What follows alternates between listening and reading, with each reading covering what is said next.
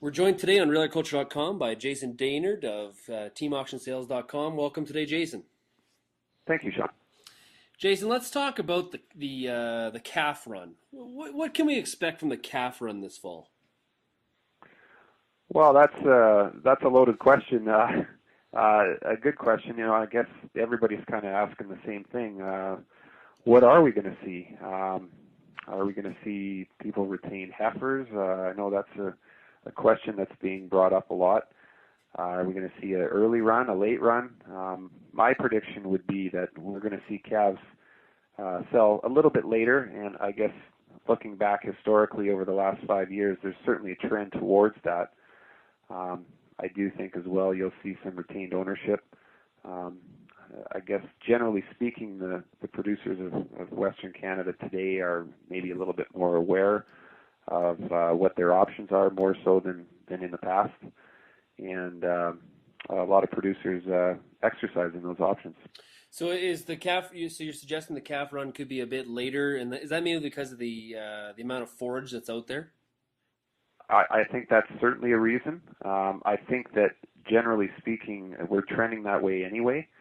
I think generally speaking, at least amongst our customers, we're seeing our customers calve a little bit later. And, you know, there are obvious advantages to doing that. I think it's trending that way, but I think the forage situation is certainly fueling that as well. If you look back 20 years, for example, at the Calgary stockyards, I can remember being a teenager and working sales till midnight in September, and you know, right now we're fairly light. We're selling about 1,000 head a week, and that certainly wasn't the case 20 years ago. September was one of our biggest months, and it's turned into a relatively light month in terms of trade, not only for us but for all the markets. So when we talk about retained ownership, in your mind, when you look at your customer, what's holding more guys back from not doing retained ownership? Well, probably the biggest reason is it hasn't worked a lot of years. It's been the right thing to do to sell your calves in the fall. So I think that's probably the biggest deterrent from producers retaining ownership. It's been right more than not over the last 10 years to sell your calves rather than try to feed them, as any backgrounder could certainly tell you. Was it the right thing last year? No. Will it be the right thing this year? That's a difficult question to answer. You know, I guess time will tell us what the right answer is.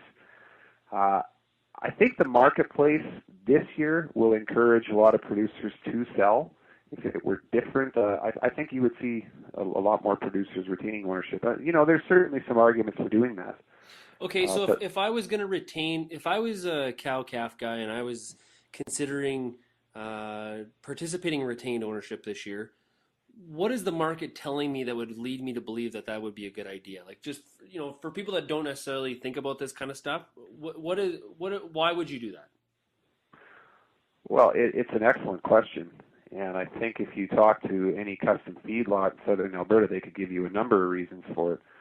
And I guess what it comes down to is, do you think that it's more profitable to do so? And you can work off the dollar and the board and try to price the cattle into April. We certainly do a lot of that. I've already this year sold a lot of cattle for April delivery. Does it work?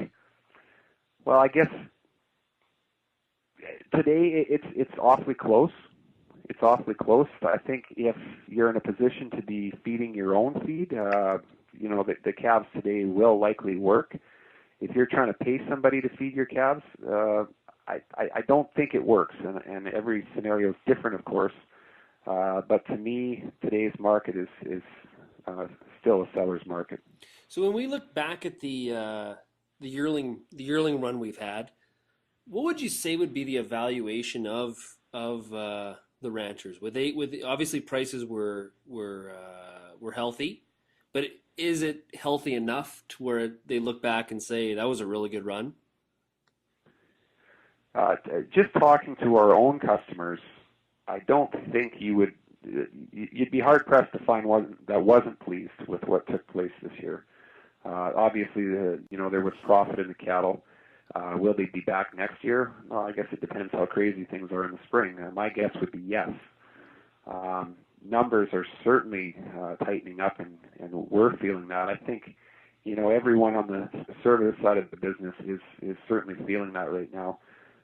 From a market's perspective, from a dealer's perspective, it's an extremely competitive environment right now. And, I guess the producer is ultimately the winner in this kind of environment. Numbers are tight. It's an interesting time right now.